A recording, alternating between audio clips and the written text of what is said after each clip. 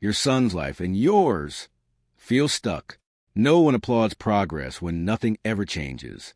If you ever stepped into a room and sensed the atmosphere shift, not because conversation stopped, but because it continued as though you were invisible, then you understand. My son, Micah, first experienced that sensation at my brother Dylan's daughter's 6th birthday celebration. The party was held at one of those indoor play centers that carry the sharp scent of disinfectant mixed with sugary cake frosting, where children shriek at pitches high enough to crack glass. Micah was 8 at the time, reserved and contemplative in a way that unsettles adults who confuse quietness with a lack of depth. He had chosen and carefully wrapped a book about space because Emma loved astronauts. She barely glanced at it. My mother, Marjorie, didn't even realize Micah had arrived until we'd been there 20 minutes. And when she finally acknowledged him, her greeting felt distracted, performative. Her gaze already drifting toward Dylan's son, Carter, who was apparently doing something wildly amusing with a balloon.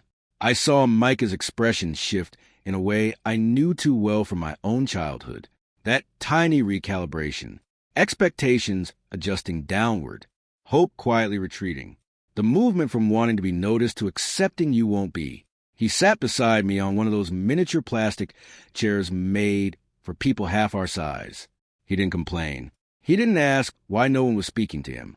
He simply occupied that fragile space between presence and absence, the same space I had inhabited for most of my first 18 years. Then came cake, singing, and photographs. My mother snapped 47 pictures. I counted. Emma blowing out candles. Carter smeared with frosting. Dylan and his wife. Simone looking like they belonged in a Ralph Lauren advertisement. Cousins. Grandparents. Extended relatives I barely recognized. Micah wasn't in a single frame. Not one. On the drive home, he asked a question that split something open inside my chest. Mom, why don't they like me? His voice wasn't angry, just puzzled, as though he were trying to solve an equation that refused to balance. I could have repeated what my mother used to say to me. You're too sensitive. They do like you. You're imagining it. But I had spent 34 years being told my own erasure wasn't real, and I refused to pass that on to my child. So I gave him the truth, at least a version he could understand. Some people, I said carefully, only notice what they're looking for. And sometimes, baby, they aren't looking for us. He sat quietly for a while. Then he asked, Is that why you stopped going to Grandma's house so much when you were my age? I hadn't realized he'd noticed. The gradual pulling away. The convenient excuses, the slow fade I performed throughout my 20s until family gatherings became obligations instead of connections. Yes, I admit it. That's why. Did it ever get better? I wanted to lie. I wanted to promise that people change, that love eventually breaks through, that patience and kindness are always rewarded. Instead, I told him, I got better. I found people who truly see me. That's what matters. He nodded with a solemn intensity he applied to everything, then returned to his book. I returned to the road. Neither of us mentioned it again, but something shifted that day. I began observing, really observing, the way you rewatch a movie after learning the ending, searching for the clues you missed the first time. I noticed how my mother's voice lifted into a higher, warmer register whenever Dylan's children entered a room. Genuine delight. I noticed how she remembered every detail of their lives, yet consistently forgot Micah's school, his teacher's name, whether he preferred soccer or swimming. My father, Gerald, adopted a completely different style of grandparenting with them. Patient, playful, fully present. With Micah, he was courteous but distant, like interacting with a colleague's child at a corporate barbecue. Simone posted hundreds of family photos on social media. Micah was cropped out of most of them, not blatantly, not cruelly, just erased through careful framing and strategic angles. And I saw how Micah had begun shrinking himself. Quieter, smaller, less demanding of space, attention, or affection. The same survival tactics I had perfected when I first held him, that tiny, perfect human with dark eyes. I had sworn he would never experience what I had. I would shield him from particular loneliness that comes from being unwanted by people who are supposed to love you without condition. But here is what no one tells you about intergenerational trauma. You cannot shield your children from patterns you are still living inside. Yes, I distanced myself from my family, but I never severed the tie. I still showed up, still performed the role of dutiful daughter and sister, still pretended everything was fine, because admitting that your own family doesn't truly love you feels too devastating to voice. So I remained quiet. I remained small. I remained invisible. And in doing so, I taught my son to do the same. The realization didn't strike all at once. It accumulated slowly, like sediment settling layer upon layer until the weight became undeniable. But I was skilled at ignoring uncomfortable truths. I had years of practice. Instead, I poured myself into work, into building something they couldn't diminish, dismiss, or pretend didn't exist. By then, I had spent 12 years in cybersecurity. I had climbed from junior analyst to senior threat researcher, eventually leading my own team. The work was intense, highly technical, occasionally monotonous. The sort of profession that makes eyes glaze over at parties when you try to describe it, which suited me perfectly. My family simply assumed I did computer stuff. Something vague and mildly dull that paid decently, but wasn't particularly impressive. I never corrected them. I never mentioned the consulting contracts, the conference keynotes, or the book deal I had signed. Why would I? They never asked. There was a quiet satisfaction in being underestimated, in knowing that the overlooked daughter, the overshadowed sister, the mother they pitted, was actually thriving, more than thriving. By the time Mike had turned 9, I was earning more than anyone in my family suspected, not generational wealth rich. I wasn't purchasing islands, yachts, or politicians, but secure enough to give my son the stability and opportunities one had never known. We moved into a 2-bedroom penthouse in Manhattan with floor-to-ceiling windows overlooking Central Park. I enrolled Micah in a private school that truly saw him, where teachers knew his name and celebrated his quiet intelligence instead of trying to mold him into something louder. I hired an exceptional therapist for both of us. We spent weekends in museums and bookstores. We constructed a life that felt deliberate rather than inherited. And I told my family almost none of it. When my mother asked where we lived, I replied, the city, and changed the topic. When Dylan made a passing remark about Micah's school, I smiled vaguely and said it was going well. I didn't lie, not exactly. I chose not to go into detail. And they didn't press me. They didn't ask follow-up questions, didn't show interest, didn't display even the smallest curiosity about our lives beyond the shallow pleasantries necessary to keep up the performance of family. That silence told me everything I needed to understand. My grandmother, Evelyn, however, was different. She had always been different. The only person in my childhood who truly seemed to see me, who asked meaningful questions and genuinely listened to the answers, who mailed me books, called every year on my birthday, and remembered the details that mattered most to me. She'd shared a complicated dynamic with my mother, her daughter-in-law, a relationship marked by polite distance born from fundamentally different values and carefully guarded boundaries. Yet she had always shown Micah kindness that felt sincere rather than staged. So when she turned 80 and insisted on hosting a large birthday celebration at a country club in Westchester, I agreed to attend for her sake, only for her. Deep down, I should have recognized it would be a mistake. The event was exactly what anyone would anticipate. Elegant decorations, catered food, extended family members I hadn't seen in years emerging from the corners of Connecticut and New Jersey where they had settled. They all looked older and yet somehow exactly the same. Dylan and Simone made their entrance like minor celebrities. Their 3 children dressed in matching outfits that likely cost more than my first car. Emma was 10 now. Carter was 7, and the youngest, Lily, whom I had only met twice, was 4. They were beautiful children, genuinely kind and remarkably well-behaved in that way that reflects attentive parenting and ample resources. And everyone adored them. Truly everyone.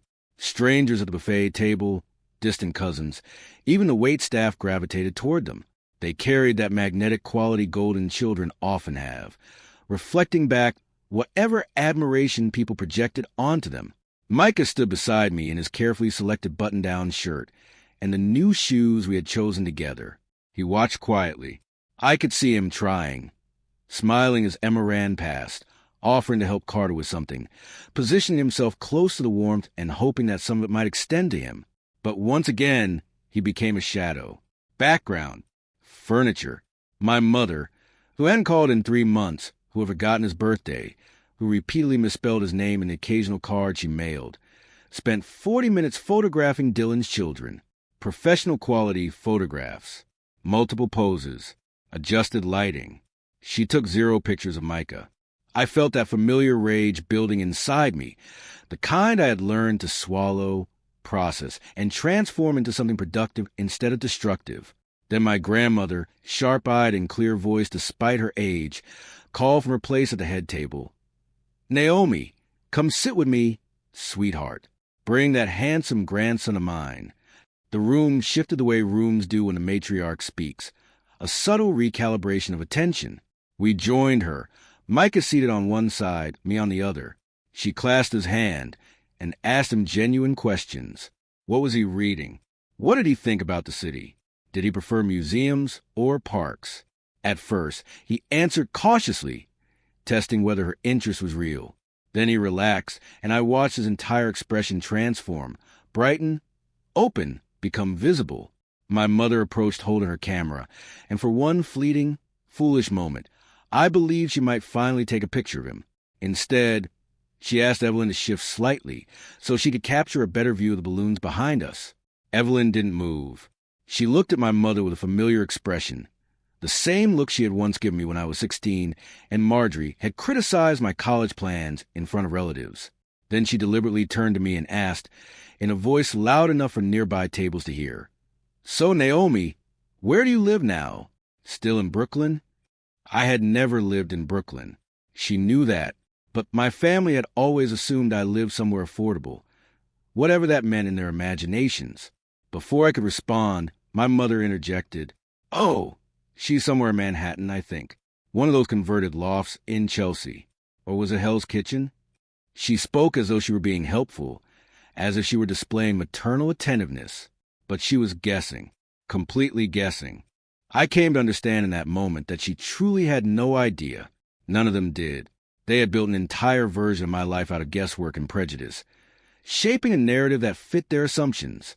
In their version of events, I needed to remain small, so that Dylan's achievements would appear even larger in contrast. A cold, steady clarity settled deep in my chest. I offered a smile to my grandmother, then to my mother, and finally to the cluster of relatives who had slowly gathered, sensing that something in the air had shifted. "Actually," I said lightly, "just a small penthouse overlooking Central Park." The silence that followed felt almost tangible, thick enough to taste. My brother, halfway through a sip of champagne, sputtered and genuinely choked. Simone quickly patted his back as he coughed into his napkin. My mother's smile stiffened in that awful way smiles do when the muscles hold their shape, but the eyes reveal bewilderment. My Uncle Howard, my father's brother and a real estate developer who had always treated me like a slightly incompetent intern, let out a long, low whistle. Well, he drawled with a grin. "Dark horse, Naomi. Who knew?" My father wore the expression of a man trying to calculate an impossible equation. Dylan finally recovered enough to ask, "Wait, are you serious? Central Park?" Like actually overlooking the park. "The West Side," I replied. "Beautiful views." Micah loves watching the trees change with the seasons. It was the first time in years that most of them had even heard Micah's name spoken aloud. Instantly, every gaze in the circle shifted toward him, not with the vague politeness they had shown before, but with sharp interest, with evaluation. I watched the recalibration happen in real time. He was no longer the grandchild to be politely endured. He was now the grandchild to be claimed. My mother's hand fluttered dramatically to her chest. "Oh, Micah, sweetheart, I've been meaning to ask, how is your school? Which one are you at again?" She had never asked before. Not once. "Dalton," I answered softly. Another stretch of silence. Dalton was the sort of name people recognized, the kind that opened doors before you even knocked. "Dalton," my mother repeated, her tone climbing into exaggerated delight. "Well, isn't that marvelous? Gerald, did you hear? Mike is at Dalton."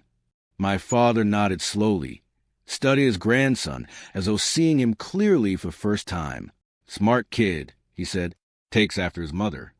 It should have felt satisfying, that acknowledgement, that validation. Instead, it ran through me like ice water. They were not seeing Micah. They were seeing access. The party went on. The cake was sliced. Happy birthday was sung. Yet everything had shifted.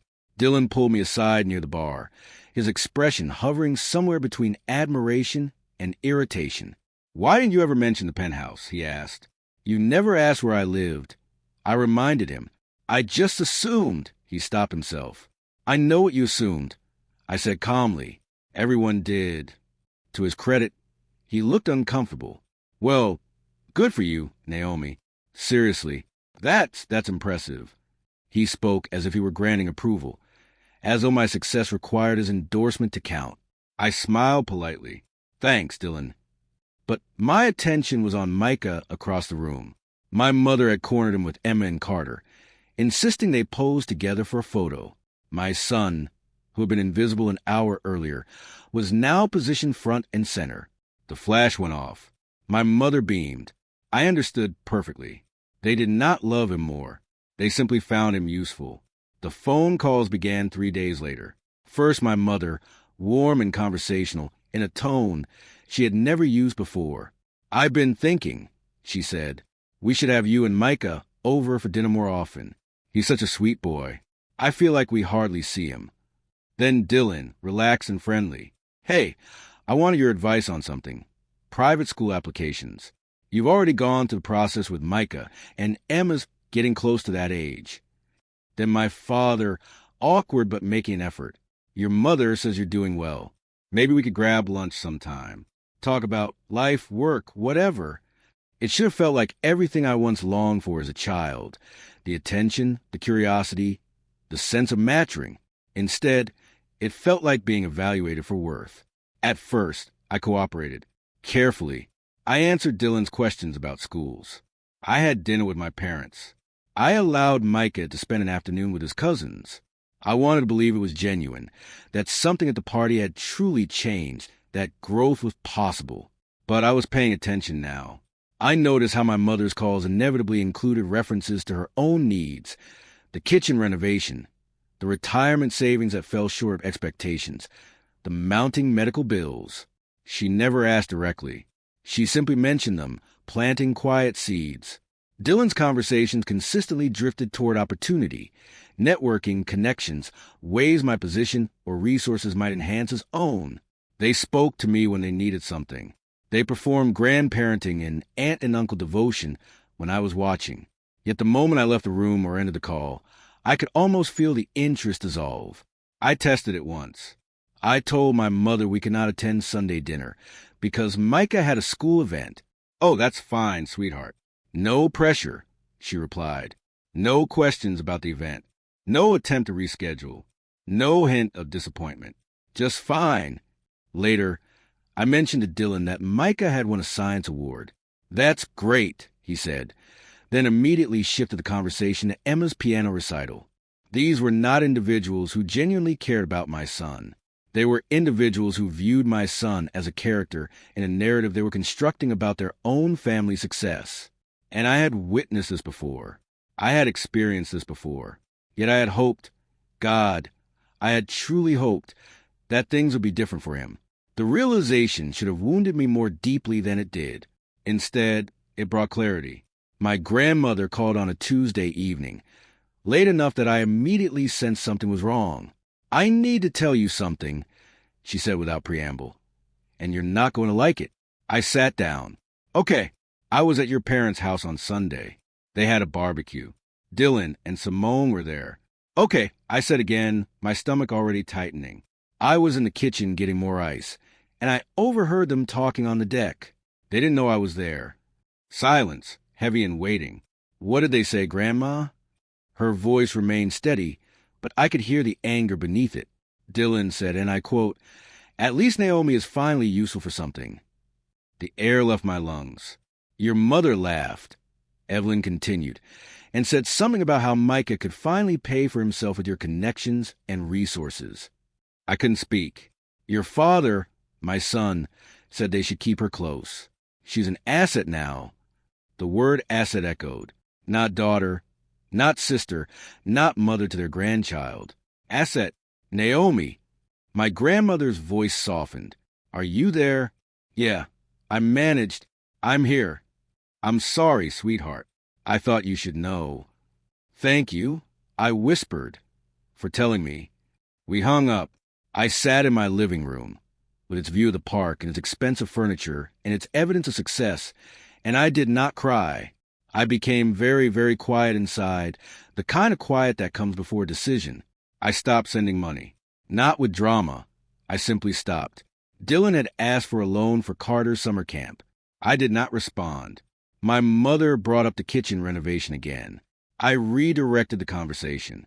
My father mentioned medical bills. I suggested he explore payment plans. I waited to see how long it would take them to notice. For days before my mother called, her voice tight. Naomi, I texted you about the renovation estimate. Did you see it? I did, I replied calmly. Pause. And I hope it works out for you. Another pause, longer this time. I assumed you might want to help. Family helping family. There it was. The script, the expectation. I've helped a lot, I said evenly, but I think you can handle this one on your own. The temperature of her voice dropped 10 degrees. I see. I'm sure you'll figure out. I offered. She ended the call without saying goodbye. Dylan's text grew shorter, more formal. Invitations to family events disappeared. Calls from my father stopped altogether. Only my grandmother continued calling, and only to ask whether I was okay. I'm fine, I told her honestly. Better than fine. And I was, because when you have been invisible your entire life, you learn how to survive without the light. You learn how to create your own warmth, your own worth. And when people finally notice you only because you possess something they want, you recognize the pattern immediately. You've seen it before. You've lived it before. And you are done performing for an audience that applauds only when you are useful. Christmas arrived with an invitation, formal, printed, hand-delivered by my mother, who appeared in my building's lobby without notice. The doorman called upstairs, uncertain. There's a Marjorie Carter here to see you. I nearly said I wasn't home, but curiosity prevailed. She was waiting in the lobby when I came down, and I watched her take in the surroundings, the marble floors, the art, the concierge desk, the quiet wealth. Naomi, she said, smiling in a way that did not reach her eyes. I thought I'd invite you personally. Christmas Eve dinner. The whole family. It's been too long. Has it? I asked mildly. Of course it has. She touched my arm, performative warmth. Micah must miss his cousins. He hasn't mentioned them. I said truthfully. Her smile tightened. Well, children forget so easily, but we'd love to have you both. Please say you'll come. I should have said no. I should have recognized the trap. But some part of me, the part that was still that invisible little girl hoping to be seen, needed closure. We'll be there, I heard myself say. She brightened then, genuinely. Wonderful. 6 o'clock. Don't bring anything. Just yourselves. Just ourselves. Just our presence and access and usefulness. Micah was not thrilled when I told him. Do we have to? He asked, glancing up from his book. No, I said honestly. We don't have to do anything. But I think I need to do this one last time. He studied my face with the unnerving perceptiveness he had inherited from me. Is this goodbye? He asked quietly. Smart kid. Maybe, I admitted. Is that okay? He considered it, then nodded. Yeah, that's okay. Christmas Eve at my parents' house in Scarsdale was precisely what I expected. Decorations that appeared professionally installed. A tree worthy of a department store window. Food that was catered but plated to resemble something homemade. Dylan and his family were already there, dressed in coordinating cashmere. My father played bartender. My mother conducted the evening like an orchestra conductor. Mike and I arrived in our normal clothes, nice but not costume-like, and I noticed a fleeting disappointment cross my mother's face before she replaced it with enthusiasm. You're here, she exclaimed, kissing the air near my cheeks. And Micah, look how you've grown. He had grown perhaps half an inch since she had last seen him 3 months ago, but performance requires exaggeration. Dinner was fine. pleasant, the conversational equivalent of elevator music. They asked Mike about school, but only surface questions. What is your favorite subject? Do you participate in any sports? No one asked what he was reading, which would have genuinely drawn him into the conversation. No one inquired about his friends, his thoughts, or his dreams. The questions were asked simply because I was present, because it was expected, and Micah could see it too. The performance of interest.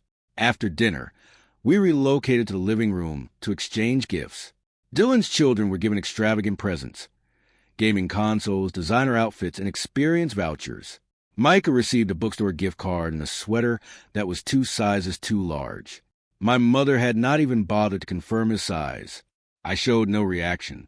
I smiled and thanked her, but internally I was finished. I waited until the children were distracted by their new toys and the adults had settled comfortably into post-dinner conversation. Then I stood. "May I say something?" I asked, keeping my voice steady and composed. My mother glanced up, startled. "Of course, sweetheart." The room grew quiet. Dylan stopped mid-sentence. My father carefully placed his glass down. I offered a soft, polite smile, the kind reserved for strangers. "Do you remember the barbecue this summer?" I asked. "At your house in July?" My mother frowned slightly. "I think so. You were standing on the deck, Dylan, Simone, Dad, talking." I watched Dylan's expression shift as recognition appeared, followed quickly by dread. "You were talking about me," I continued evenly. "About how I was finally useful. About how Micah could pay for himself now." My mother's face drained of color. "Naomi, I don't." "About keeping me close," I said gently, calmly. "Because I'm an asset." Simone covered her mouth with her hand. My father set his wine glass down with deliberate care. "Grandma Evelyn heard you," I added. "She was getting ice. You didn't realize she was there." That was taken out of context. Dylan began. I turned toward him. What context would make those words acceptable? He had no answer. I looked at each of them, my parents, my brother, the people who were supposed to love my son and me without conditions. "I finally understand," I said quietly, "what you see when you look at me." I lifted my coat from the back of the sofa. "And I understand what you fail to see when you look at my son." Micah was already standing, holding his own coat. He had known. Of course he had. "Naomi, please," my mother pleaded, her voice cracking. "Let's discuss this. You're overreacting." "Am I?" I asked sincerely. "Am I overreacting to realizing that my family values me only for what I can provide? That my son matters only when my bank account is within reach?" Silence filled the room. "You're being dramatic," Dylan muttered, though his tone lacked conviction. Maybe I conceded, or maybe I'm simply being honest for the first time. I took Micah's hand. My grandmother was already standing by the front door, her coat on. She had been listening. She had been prepared. "I'll drive you home," she said firmly. My mother rose, panic overtaking her confusion. "Mom, you don't need to." "Yes," Evelyn replied coldly. "I do."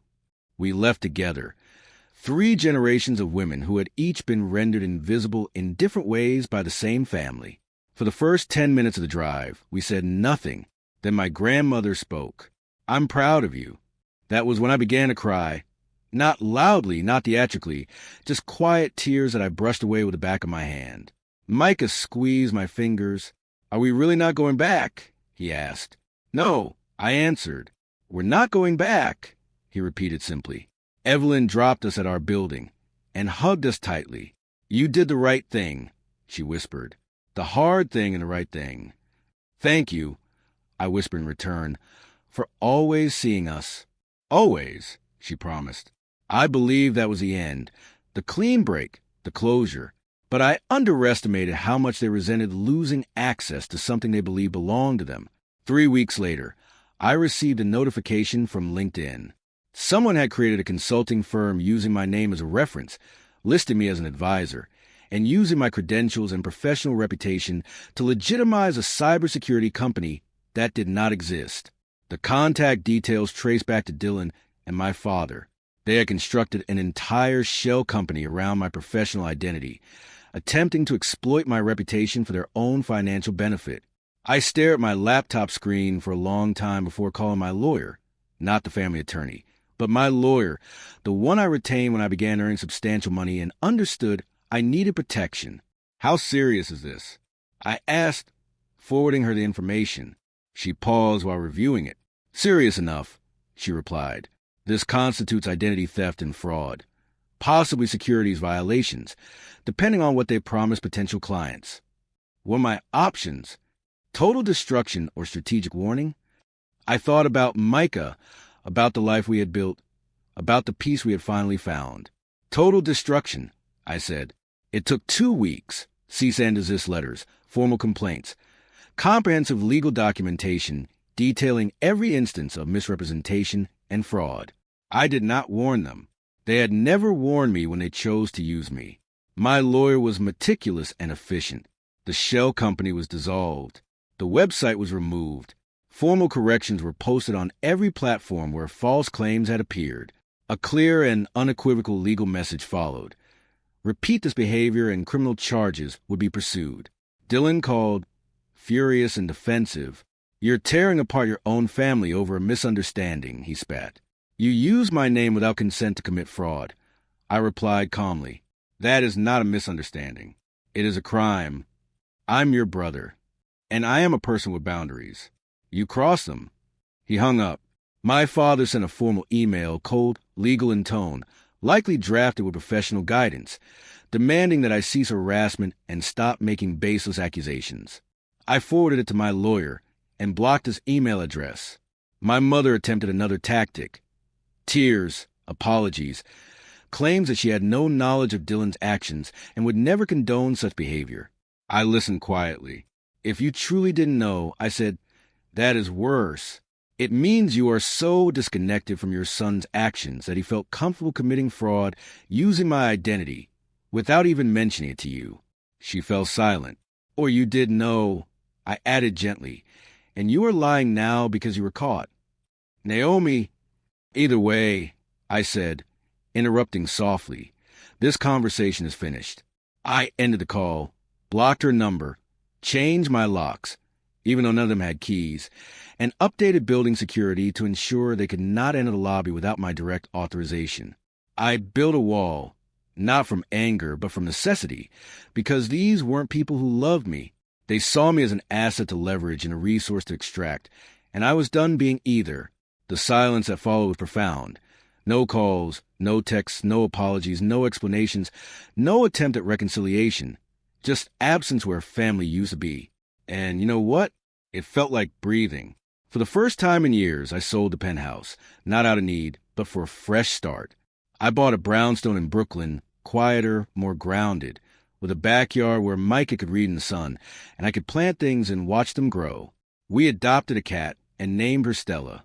I began mentoring women in tech who, like me, had been overlooked and underestimated. I started a scholarship fund for children from families who didn't see them. I went to therapy, real, deep, excavating therapy, where I learned to grieve the parents I'd needed but never had. I watched my son bloom in an environment where he wasn't constantly trying to earn the right to exist. 6 months after the legal battle, my cousin Lena called.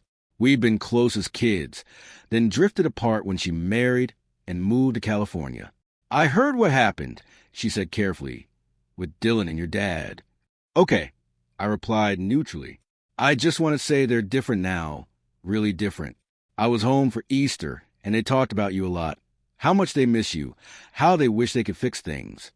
I think they've genuinely changed, she continued. Maybe you could reach out.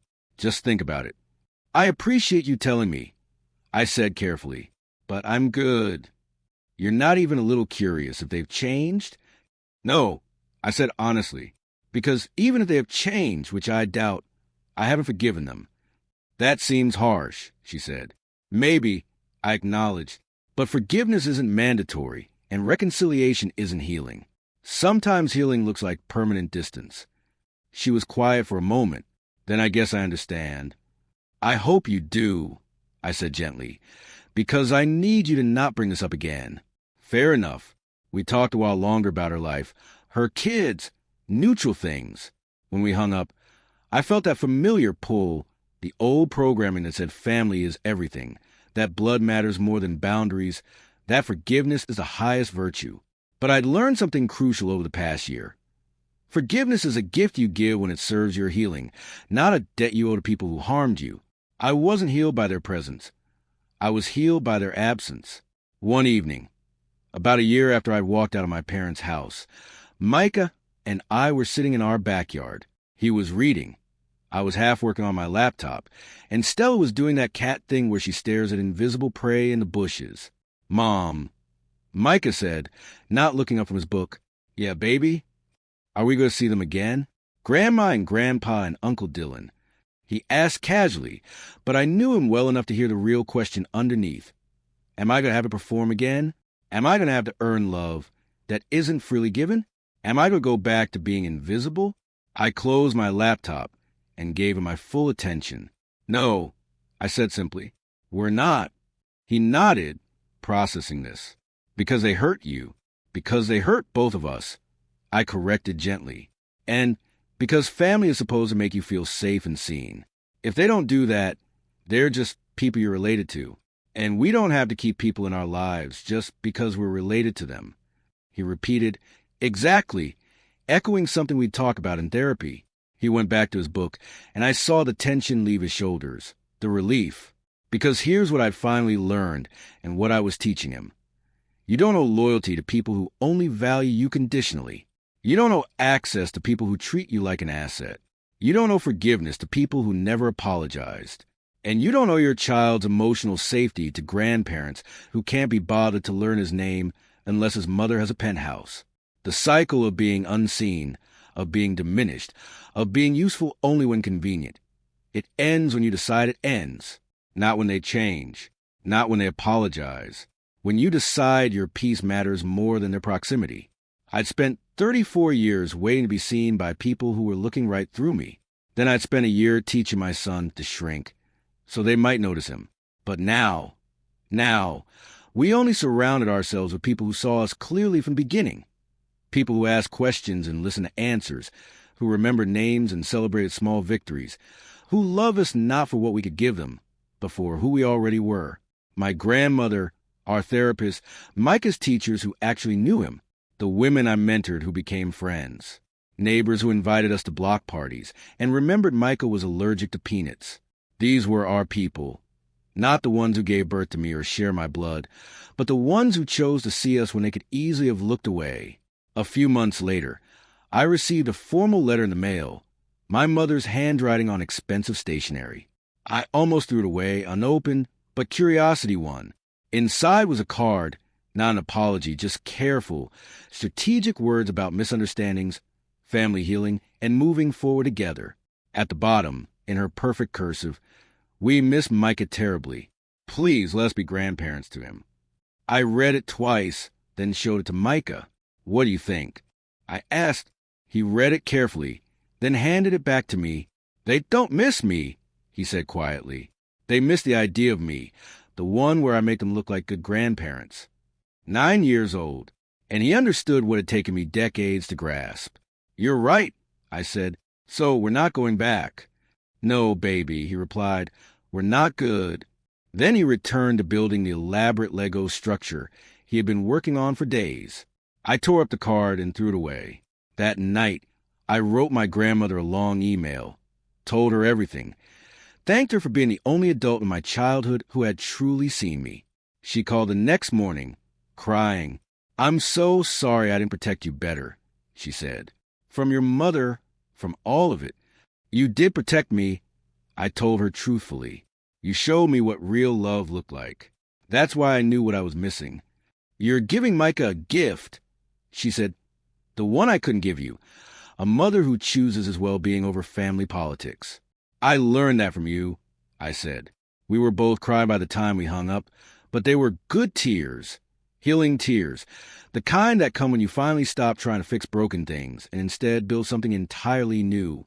2 years after I walked out of my parents' house, Micah turned 11. We celebrated in the backyard with a small group of his actual friends.